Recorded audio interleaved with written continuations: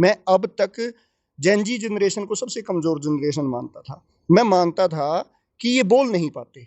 इस जनरेशन ने, इन युवाओं ने, इस यूथ ने इस सरकार की रेल बना के रखी। सरकार का जो एक प्रोपेगेंडा था कि जो भी आंदोलन करे वो पाकिस्तानी है, जो भी आंदोलन करे वो दूसरे देशों का एजेंट है, जो भी आंदोलन करे वो हिंदू विरोध। इस जनरेशन का खुलना इस देश के भविष्य के लिए बहुत जरूरी है। सरकार की जो सबसे बड़ी पावर थी वो यही यूथ था। कुछ घटनाएं ऐसी हुई जिसका हमें भी बड़ा दुख है कि कुछ पुलिस वालों ने हमारी बहनों के साथ जो हरकतें की। मैं तो कहूँगा सरकार अगर वाकई में ऐसे लोगों के ऊपर कार्रवाई करे, उनको टर्मिनेट करे।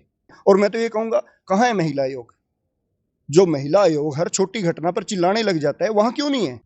बीते 70 दिनों पहले सुप्रीम कोर्ट के चीफ जस्टिस द्वारा एक टिप्पणी की गई थी जिसमें पढ़े लिखे बेरोजगार छात्रों को एक कॉकरोच की संज्ञा दी गई थी, और जिसके बाद इंस्टाग्राम पर एक पेज बनता है सीजेपी, कॉकरोच जनता पार्टी। और यही नहीं, उस पेज को इतना जो है युवाओं ने पसंद किया और उस पेज पर रातों रात मिलियंस में जो है वो फॉलोवर हो जाते हैं। और बीते दिनों हुए नीट के जो एग्जाम लीक हुआ था उसको लेकर छात्राओं में रोष था, और उसके चलते जो है अब देश भर में जो आंदोलन चल रहा था उसको लेकर बातचीत करेंगे।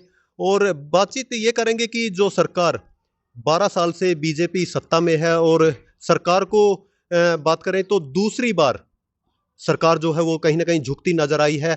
पिछले दिनों जो किसान आंदोलन दिल्ली में चला था 13 महीने पहले सरकार पहली बार झुकी थी, और अब युवाओं के चलते जो है सरकार झुकी ही नहीं, झुकने के साथ साथ जो है बात केंद्रीय मंत्री जो शिक्षा मंत्री है उसके इस्तीफे तक बात जो है वो पहुंच गई। और इससे पूरी चर्चा के साथ जो है आज हमारे साथ विजेंद्र धारीवाल है जो पेंशन बहाली के प्रदेश अध्यक्ष है। इनसे बातचीत भी करेंगे और इस पूरे आंदोलन को लेकर भी जानकारी लेंगे कि क्या कुछ आंदोलन की रूपरेखा रही और क्या कुछ इस आंदोलन में जो है सरकार कहां तक झुकी और क्यों झुकना पड़ा। नमस्कार धारीवाल जी। नमस्कार प्रमोद जी। सबसे पहले तो स्वागत है आपका। धन्यवाद सर, आपका भी स्वागत है और आपके समस्त दर्शकों का भी स्वागत है। तो सबसे पहले बातचीत कर लेते हैं जो नीट के एग्जाम को लेकर एग्जाम लीक हुआ, 18 छात्रों ने सुसाइड किया, उसको लेकर क्या? देखिए प्रमोद जी, आज जो ये आंदोलन हुआ, जो आज ना केवल पूरे देश के अंदर बल्कि पूरे विश्व के अंदर एक चर्चा का विषय बना हुआ है, ये आज का आंदोलन नहीं है। और ये जैसे कि आपने कहा कि चीफ जस्टिस द्वारा जो एक टिप्पणी की गई, पढ़े लिखे नौजवान युवाओं को, बेरोजगार युवाओं को कॉकरोच की संज्ञा दी गई, ये केवल उस एक टिप्पणी के ऊपर खड़ा हुआ आंदोलन नहीं है।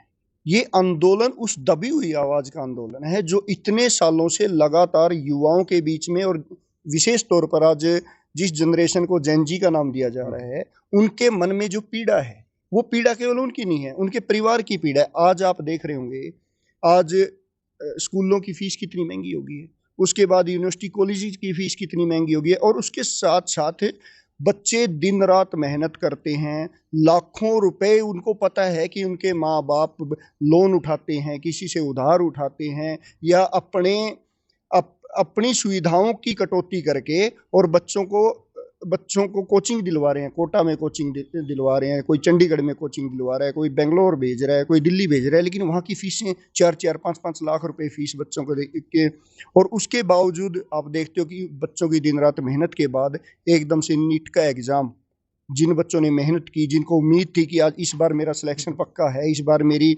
नीट में सिलेक्शन हो जाएगी, जेई का मेरा एग्ज़ाम क्लियर हो जाएगा, मुझे आईआईटी, एम्स इन जैसे बड़े संस्थानों में कोर्स करने का मौका मिलेगा, पढ़ने का मौका मिलेगा। लेकिन होता क्या है कि ऐसे अयोग्य बच्चे या ऐसे लोग जिनके पास पैसा है, जिनके पास पूंजी है, वो लोग अपने अयोग्य बच्चों के लिए पेपर खरीद लेते हैं और उनको डॉक्टर बनाने के लिए भेज देते हैं।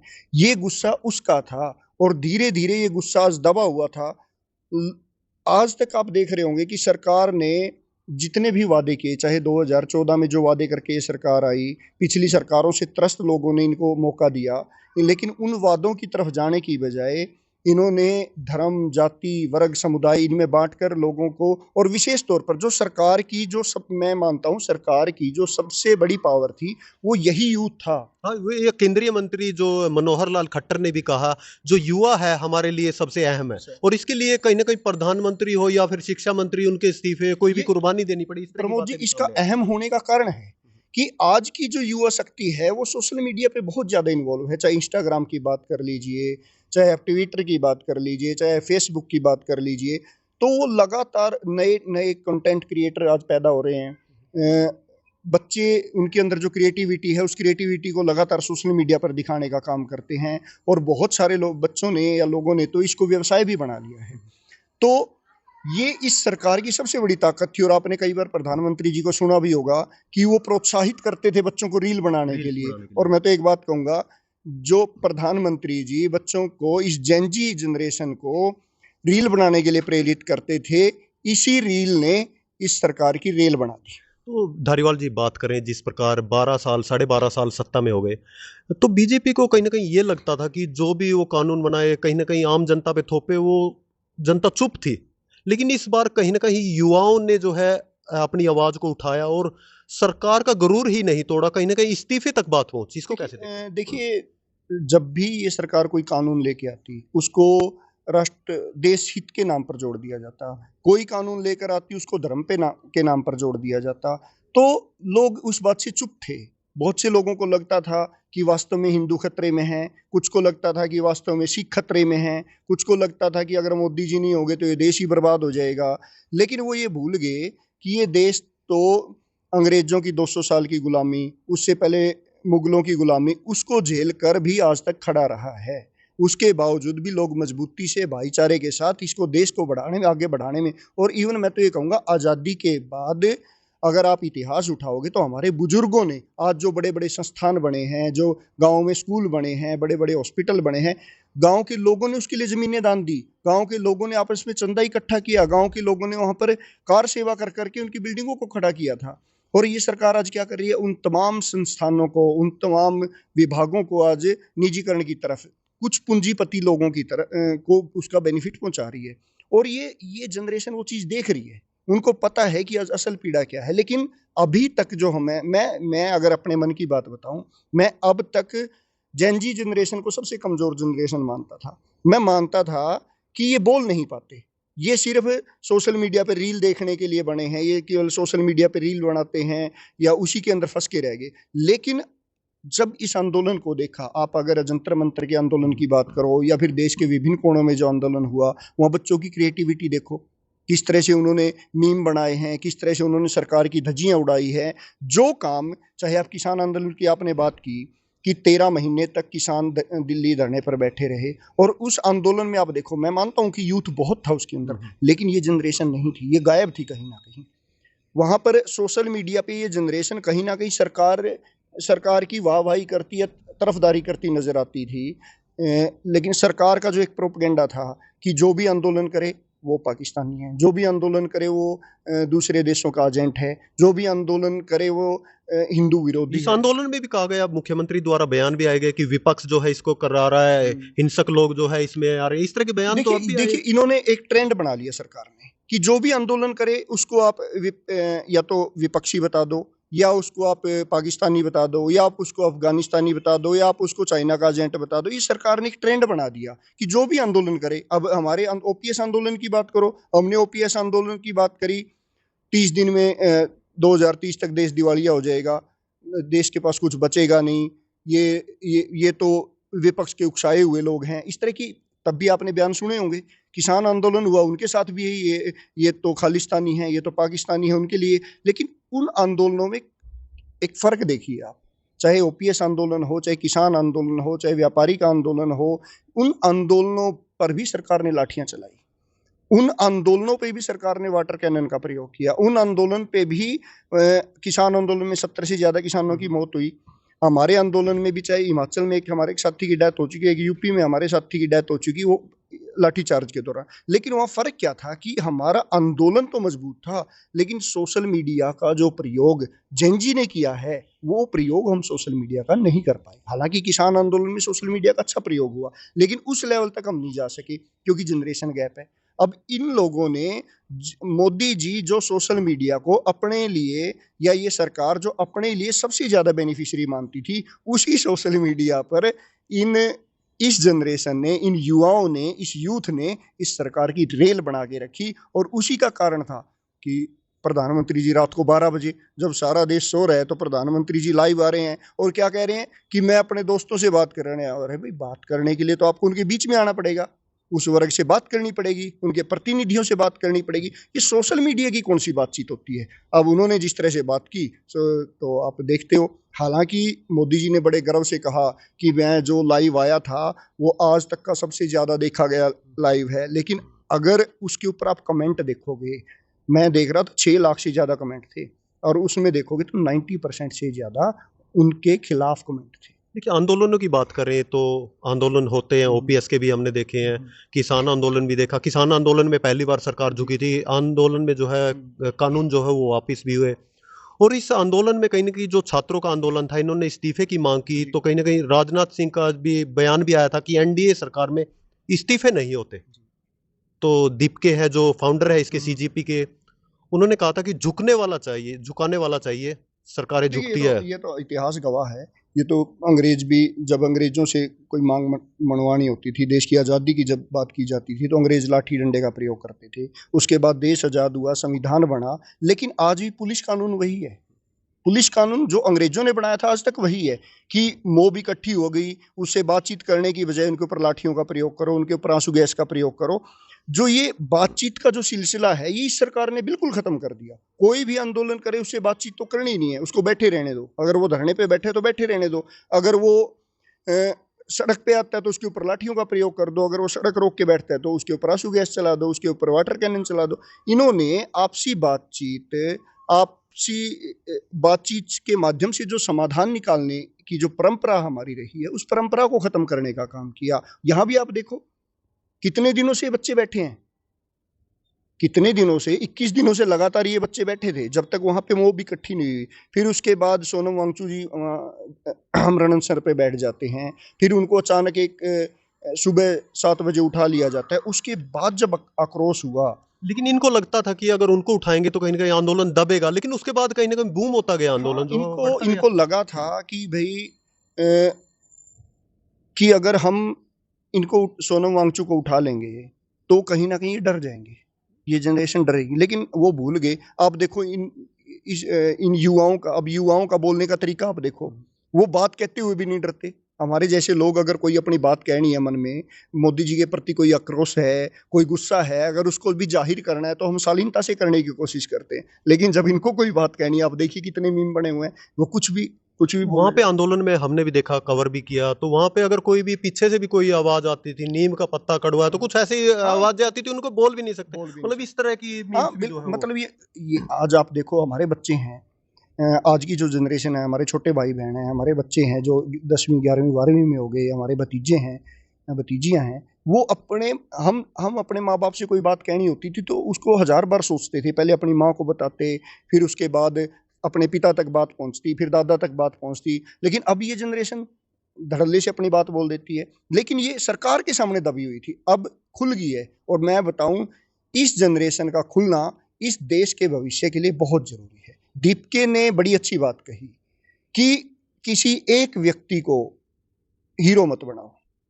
एक व्यक्ति को हीरो बनाओगे तो वो अपने आप को संविधान से ऊपर समझना शुरू आज करेगा। कल भी जब इस्तीफा हुआ धर्मेंद्र प्रधान का, तो दीपके ने खुद भी कहा कि मुझे कोई हीरो बनाने की जरूरत नहीं है। नहीं, उन्होंने बड़ी अच्छी बात कही। और मैं आपको एक सच्चाई कहूँ, पूरे आंदोलन में अगर मुझे उनकी कोई बात अच्छी लगी तो ये बात सबसे अच्छी लगी कि उन्होंने कहा कि एक व्यक्ति को हीरो मत बनाओ। जब आप एक व्यक्ति को हीरो बनाओगे तो वो अपने आप को संविधान से ऊपर समझेगा, वो अपने आप को देश से ऊपर बड़ा समझने लगेगा। वो कहेगा कि मैं ही देश हूँ और मुझसे ही देश है।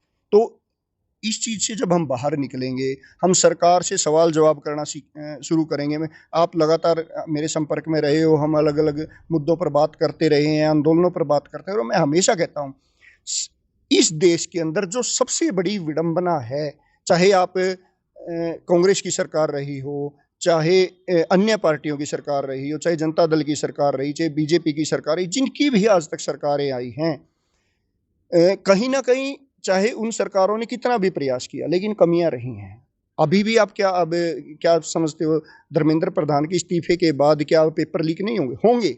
लेकिन अब जो जवाबदेही थी वो खत्म हो चुकी थी। इस सरकार ने जवाबदेही खत्म कर दी। पहले कोई अगर घटना हो जाती, अगर रेलवे में अगर दो रेलों का कहीं एक्सीडेंट हो जाता था तो रेलवे मिनिस्टर इस्तीफा दे देता था। अगर किसी हॉस्पिटल में कोई बड़ी घटना हो जाती थी तो स्वास्थ्य मंत्री इस्तीफा दे देता था। अगर किसी स्कूल में या कोई बड़ा पेपर लीक हो जाता था तो शिक्षा मंत्री इस्तीफा दे देता था। यहाँ तक कि हमारे देश में गृह मंत्री ने भी इस्तीफे दिए हैं बड़ी घटनाओं पर। लेकिन ये पहली बार ऐसा हुआ था कि 2014 के बाद 12.5 सालों में कोई इस्तीफा नहीं हुआ। और इसी वजह से शायद राजनाथ जी ने ये बात कही कि ये यूपीए सरकार नहीं, एनडीए सरकार है, और एनडीए सरकार में इस्तीफे नहीं हुआ करते। और मैं तो ये कहूँगा ये जो जनरेशन है, ये जो युवा साथी हैं, ये जो हमारे भाई हैं, ये तो राजनाथ जी को तो आजकल निंदा मंत्री के नाम से ज्यादा कहीं ना जानते कहीं हैं। इसको इस और इस्तीफे को इनके ऊपर मीम तक बन चुके हैं कि मैं इस बात की कड़ी राजनाथ करता हूं। तो आप अंदाजा लगा सकते कहीं ना हैं। कहीं इस इस्तीफे को हम ये भी मान सकते हैं कि सरकार अब जवाबदेही देनी पड़ेगी। अगर कुछ भी मुद्दा होता है तो उसकी जवाबदेही बिल्कुल अब होनी बनती है। चाहिए। जब किसान आंदोलन हुआ, 70 से ज्यादा किसानों की मौत होगी वहां पर बैठे हुए। किसानों के ऊपर लाठी चार्ज हुआ, किसानों के ऊपर आंसू गैस के गोले चलाए गए, इतने मुकदमे दर्ज किए गए। उसके बावजूद भी क्या कृषि मंत्री ने इस्तीफा दिया? क्या कृषि मंत्री का दायित्व नहीं बनता था कि वो इस्तीफा दे? क्योंकि वो क्या जब इन्होंने कहा था कि हम किसानों की आय दुगनी करेंगे, आज तक नहीं हुई। क्या उसके लिए इन्होंने जवाबदेही तय की? अकाउंटेबिलिटी ही तो इस बात में चली थी। तो इसी बात का है कि जवाबदेही प्रधानमंत्री जी की भी होनी चाहिए, गृह मंत्री जी की भी होनी चाहिए, और जितने मंत्रालय हैं, सरकार हैं, और यहाँ तक कि मैं कहूँगा विधायक, सांसद, सरपंच, पंच प्रतिनिधि, ब्लॉक समिति मेंबर, जिला परिषद, नगर परिषद, हर जो भी जनप्रतिनिधि है, संविधान में क्लियरली मेंशन है कि उनकी जवाबदेही जनता के प्रति है और वो होनी चाहिए। और इसकी सबसे बड़ी कमी क्या रही है कि जनता ने नेताओं को भगवान बना लिया है। जनता नेता को एक भगवान के तौर पर देखती है। और इनके आज आप देख रहे होगे, हर कोई कहता है कि बीजेपी का अंधभक्त है। क्या बाकी पार्टियों के नेताओं के अंधभक्त नहीं है? अंधभक्त हर नेता का है। उनका नेता बुरा है, उनका नेता चोर है, और उसकी चोरी साबित होगी। उसके बावजूद भी उसके जो अंधभक्त हैं उसको ईमानदार साबित करने पे तुले रहेंगे, वो चाहे किसी भी पार्टी का हो। हाँ, बीजेपी ने उस अंधभक्ति को ज्यादा बढ़ा दिया है कि वहाँ कहीं ना कहीं कुछ लोग सवाल कर लिया करते थे, या उन नेताओं की पीठ के पीछे मान लिया करते थे, हाँ कि मेरा नेता गलत तो है लेकिन मैं इसका साथ नहीं छोड़ूंगा। लेकिन इस सरकार में तो अंधभक्ति आप इस दर्जे तक चली गई कि कोई बात हो, ये तो देश के खिलाफ आंदोलन है। अरे भाई, वो देश के खिलाफ नहीं है, वो आंदोलन मुद्दों को लेकर आंदोलन है। वो आंदोलन एक मंत्री के खिलाफ आंदोलन है। वो आंदोलन एक व्यवस्था परिवर्तन का आंदोलन है। उसको देश के खिलाफ आंदोलन बनाना। एक बात बताओ, अगर आज धर्मेंद्र प्रधान शिक्षा मंत्री का इस्तीफा हुआ, अब जो दूसरा मंत्री बनेगा वो बनेगा तो बीजेपी का ही ना। अभी तक तो बीजेपी की गवर्नमेंट है। और अगर प्रधानमंत्री को भी कल इस्तीफा देना पड़ जाए, गृह मंत्री जी को इस्तीफा देना पड़ जाए, सरकार बदल जाए, किसी और पार्टी की सरकार आए, तो वो भी तो हमारे देश का ही नागरिक प्रधानमंत्री बनेगा, कोई बाहर का तो नहीं बनेगा। लेकिन एक व्यक्ति के इस्तीफे के बाद बाकी नेताओं में भी डर हो जाता है कि जो मैं वादे करूंगा, जो मैं बात करूंगा, अगर मैं उस पर खरा नहीं उतरूंगा तो ये यूथ और ये हमारी जनता अब हमसे सवाल जवाब करेगी, हमसे जवाब मांगेगी, और हम जवाब नहीं दे पाएंगे तो हमारी कुर्सी चली जाएगी। तो जिस प्रकार एक चुनाव होता है, जनता इनको चुनती है, ये अपने आप को मतलब क्या समझते थे कि कोई जवाबदेही नहीं है, लेकिन अब इनको मानेंगे कि ये जनता के नौकर हैं। जब जनता चाहेगी तो कभी भी इस्तीफा इनसे ले सकती है। देखिए, आप एक चीज़ नोट कीजिए। आज हरियाणा रोडवेज की अगर मैं बात करता हूँ, हरियाणा रोडवेज में पहली जो 2 सीटें हैं वो विधायक और जनप्रतिनिधि के लिए रिजर्व होती हैं। वो क्यों होती थी? क्योंकि पहले इतने संसाधन नहीं थे और नेताओं ने अपने लिए सुख सुविधाएं देने की बजाय जनता के लिए सुख सुविधाएं लागू करने की कोशिश की थी। अब जब देश आज़ाद हुआ, देश के पास पैसा नहीं था। उस time Bhakra Nangal dam, AIIMS, IIT, कितने बड़े बड़े संस्थान बने। लेकिन आज क्या है? आज देश के पास पैसा भी है, आज देश के पास पढ़ी लिखी यूथ भी है, सारे संसाधन हैं, लेकिन उन संसाधनों का दुरुपयोग शुरू हो गया। आज नेता देख लीजिए आप, एक मुख्यमंत्री के आगे पीछे कितना बड़ा काफिला है, एक मंत्री के पीछे कितना बड़ा काफिला है। चंडीगढ़ में या उनकी जो भी राजधानियां हैं अलग अलग स्टेट की, या दिल्ली में कितनी बड़ी बड़ी कोठियां हैं, कितने बंगले हैं। इनके लिए सैलरी का कोई प्रावधान संविधान में नहीं किया गया। क्योंकि ये जनप्रतिनिधि हैं और जनता की सेवा के लिए आए हैं, इनके लिए फिर सैलरी किस बात की? सैलरी तो नौकरी की होती है ना, नौकर के लिए सैलरी होती है, मालिक की सैलरी, प्रतिनिधि की सैलरी किस बात की? इनके लिए पेंशन का प्रावधान नहीं था। इन्होंने अपने लिए क्या किया? बड़ी बड़ी पेंशनों का, बड़ी बड़ी सैलरी का, और सैलरी का भी क्या करते हैं? आज एक कर्मचारी की अगर सैलरी बढ़ाने की बात हो तो उसके लिए अभी जैसे 8th पे कमीशन का गठन किया, अब वो 2 साल में अपनी रिपोर्ट पेश करेगा, फिर सरकार उस पर विचार करेगी, फिर जाके बड़ी मुश्किल से जाके वो 8th पे कमीशन दिया जाएगा। लेकिन इनका क्या होता है, एक विधायक से प्रस्ताव डलवाते हैं कि हमारे खर्चे ज़्यादा हैं, हमारा परिवार नहीं चल रहा, हमारी सैलरी 2.5 लाख से 4 लाख कर दी जाए, फटाफट वहीं पे 4 लाख हो जाती है। ना कोई कमीशन बैठता, ना ये देखा जाता कि उनके खर्चे किस बात के हैं भाई, किस बात का खर्चा है उनका? तेल उनको सरकारी मिलता है, गाड़ी उनको सरकारी मिलती है, तो खर्चा किस बात का उनका? सिर्फ चाय पिलाने का खर्चा 4 लाख रुपए।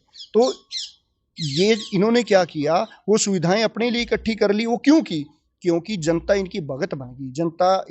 जनता ने इनसे सवाल करना छोड़ दिया, जनता ने इनसे जवाब मांगना बंद कर दिया, जनता ने इनके जो वादे किए हैं उन वादों का ये पूछना बंद किया कि आपने ये सवाल किया था, आपने ये वादा करके गए थे मेरे गांव में, आपने ये सड़क क्यों नहीं बनवाई, आपने ट्यूबवेल की बात की थी, आपने पीने के पानी की बात की थी।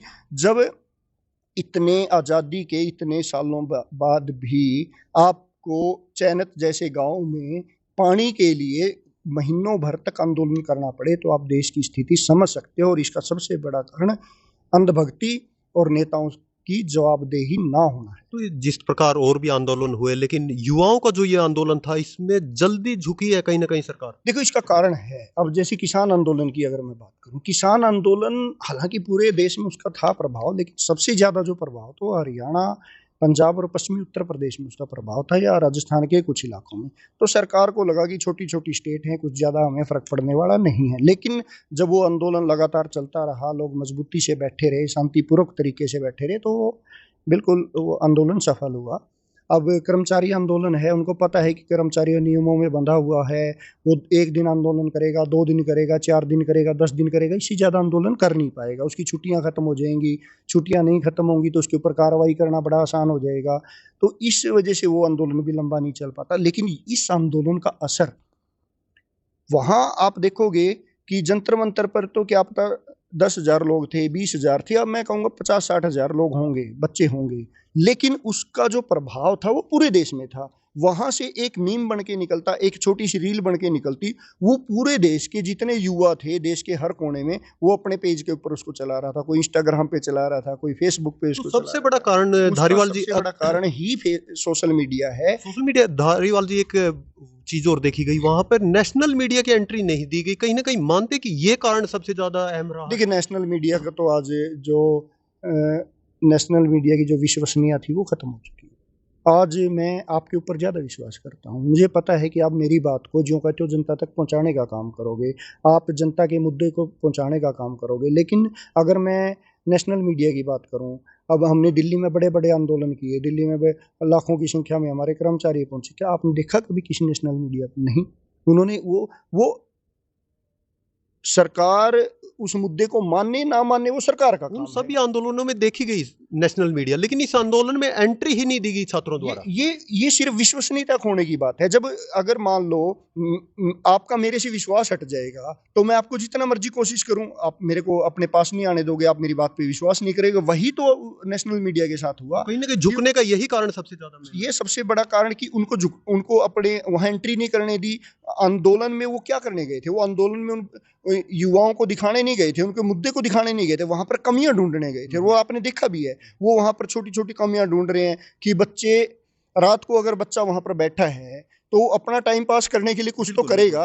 अब वो सारा दिन तो उदास नहीं बैठ सकता ना। वो बच्चे आपस में गीत गा रहे हैं, बच्चे भजन कर रहे हैं, बच्चे डांस कर रहे हैं, तो उसमें बुराई क्या है? अगर वो आंदोलन की जगह पर अपना टाइम पास करने के लिए कर रहे हैं तो करो। अब वो वहां पर जाकर आपने देखा होगा कि नारों में कमियां ढूंढ रहे हैं कि ये तो देश विरोधी नारे लगा रहे हैं। अरे भाई, वहां देश विरोधी कौन सा नारा था? हमें तो कोई नारा आज तक सुनाई नहीं दिया कि वहां कौन सा देश विरोधी नारा है।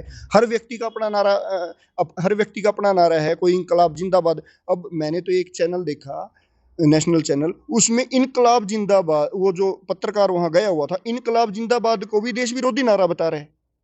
कह रहे कि इनकलाब अरे इनकलाब जिंदाबाद तो हमारे आज़ादी से पहले का नारा है, हमारे देशभक्तों का नारा है और आज भी देशभक्ति नारा है, तो इसको इनकलाब जिंदाबाद को भी, तो वहाँ वो कमियां ढूंढने गए थे। इसी वजह से युवाओं ने उसको वहाँ पर ना उनको एंट्री करने दी, और वो सबसे बड़े पत्रकार तो वो खुद हैं। जब एक एक युवा के ऊपर पुलिस वाले ने लाठी चलाई तो उसको कवर करने के लिए और 100 बच्चों ने अपने कैमरे ऑन कर रखे थे। इसलिए आपने देखा होगा कि किसान आंदोलन में लाठियां चली, कुछ कैमरे ही उसको दिखा पाए।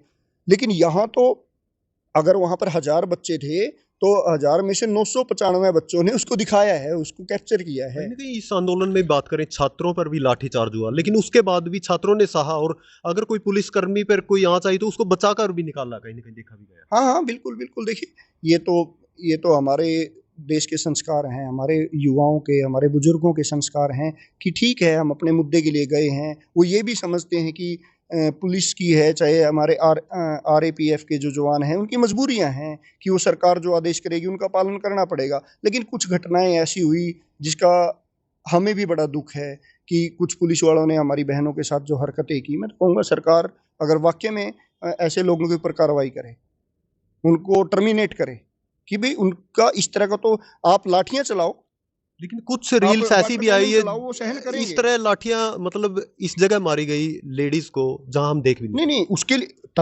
तभी हमारी महिला पुलिसकर्मी हैं, हमारी RAPF की महिला जवान हैं, वो किस लिए हैं? वो इसीलिए तो हैं कि वो महिलाओं जो हमारे भी महिलाएं वहाँ पर आई हैं, जो बच्चियाँ वहाँ पर आई हैं, उनको रोकने का काम करें, उनको कंट्रोल करने का काम करें। जो पुरुष सिपाही हैं वो युवाओं को, हमारे नौजवानों को रोकने का काम करें। लेकिन हुआ क्या कि जिस तरह की वो हरकतें हुए किसी भी तरह से सहन करने, और मैं तो ये कहूँगा, कहाँ है महिला आयोग? जो महिला आयोग हर छोटी घटना पर चिल्लाने लग जाता है, वहाँ क्यों नहीं है? तो धारीवाल जी, मतलब एक चीज और देखी कि वहां पे वर्दी जरूर थी लेकिन नेम प्लेट किसी पे नहीं थी। कहीं ना कहीं मानते कि ये आंदोलन को तोड़ने के लिए जो है। देखिए, जब भी कोई ऐसे, मैंने आपको पहले ही ये कहा था कि आज भी हमारे देश के अंदर जो पुलिस कानून है, वो अंग्रेजों ने जो पुलिस कानून बनाया था वो ज्यों का त्यों है। वो मोब को रोकने के लिए अपनी आइडेंटिटी छुपाते हैं, वो बिना वर्दी के वहां पर आएंगे, वो हमें नहीं पता कि वो पुलिस वाला ही है या सिविल वर्दी में कोई सरकार का भेजा बिना हुआ। वर्दी भी लाठीचार्ज हाँ, करते हुए नजर आए। हाँ आए हैं, वही तो हमें नहीं पता कि वो बिना वर्दी जो है वो सिपाही है क्या है। ठीक है, हम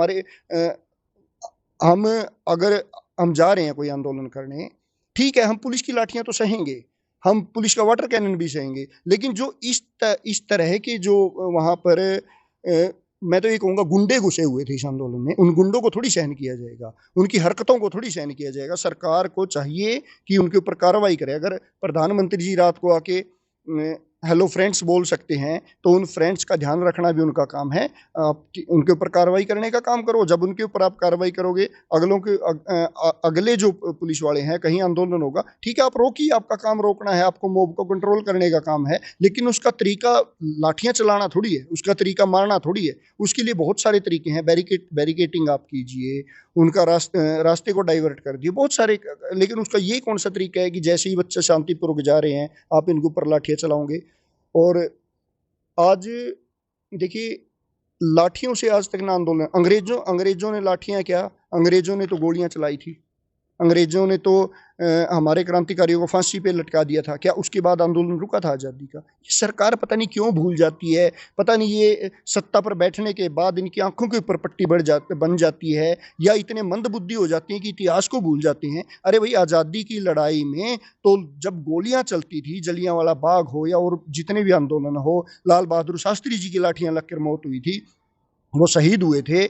चंद्रशेखर आजाद जी का एनकाउंटर हुआ था, वो शहीद हुए थे पुलिस की गोलियां। उसके बावजूद भी लोग इनकलाब का नारा लगाते हुए उनके सामने खड़े हो जाते थे, गोलियों के सामने। तो क्या इनको लगता है कि ये आज का युवा या हमारे जो बुजुर्ग हैं या जो हमारे युवा साथी हैं वो आंदोलनों में इनसे रुकने वाले हैं? और ये इतिहास रहा है, कभी भी आंदोलन लाठियों से नहीं रुका। आंदोलन अगर कभी रुका है तो बातचीत से। तो धारीवाल जी, कहे ये इस्तीफा जो पहला छात्रों की जीत हुई है, ये पहला इस्तीफा नहीं, इसके बाद भी आगे आने वाले समय में इस तरह के हाँ, इस्तीफे देखे बिल्कुल जा सकते हैं? बिल्कुल बिल्कुल, ये बड़ी अच्छी शुरुआत हुई है, और मैं कहूँगा कि इस शुरुआत होनी भी चाहिए। इस देश के हित में ये शुरुआत है कि आज लोगों का एक विश्वास कायम हुआ है कि अगर हम आवाज़ उठाएंगे, अगर हम बोलेंगे तो हमारी आवाज़ सुनी जाएगी, उसका असर होगा। और उस अगर सरकार नहीं सुनेगी तो जो सरकार नहीं सुन रही है, जो मंत्री आपकी बात को नहीं सुन रहा है, वो निश्चित तौर पर उसकी कुर्सी जाएगी, उसकी सत्ता जाएगी। और एक मंत्री की कुर्सी जाने के बाद दूसरे मंत्रियों के लिए भी सबक होगा और आने वाली जो सरकारें हैं उनके लिए भी सबक। कहीं ना कहीं सरकार झुकी नहीं, गरूर भी तोड़ा सरकार का। सरकार का गरूर मैं तो ये कहूँगा वो घुटनों के बल आई है।